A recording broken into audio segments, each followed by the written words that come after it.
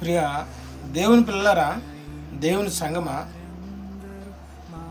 చాలామంది ఏదో అయిపోయినట్టు, ఇంకా సమయం లేనట్టు, ఇంకా దేవుడు మనల్ని ఎడబాసినట్టుగా మాట్లాడుతూ ఉంటారు. చాలామంది ఎప్పుడో జరిగిపోయిన దాని గురించి తలుచుకుంటూ బాధపడుతుంటారు.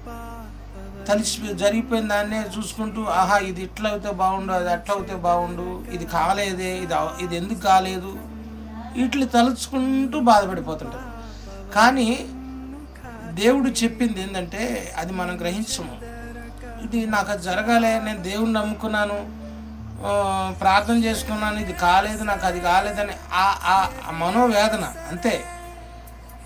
అయితే దేవుడు 43వ అధ్యాయం, యెషయా గ్రంథం 43వ అధ్యాయము 18వ వచనంలో ఏం మాట్లాడుతాడో తెలుసా?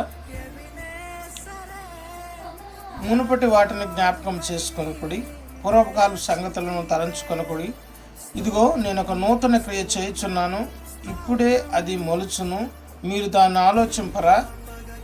నేను అరణ్యములో త్రోవ కలగజేయుచున్నాను, ఎడారిలో నదులు పారజేయుచున్నాను. ఆయన చెప్పిన మాటలు.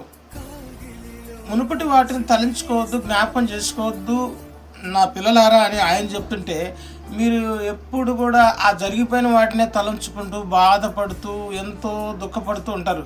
అది మనకి తగదు ప్రియులారా. ఆలోచించుకోండి. ఆమెన్.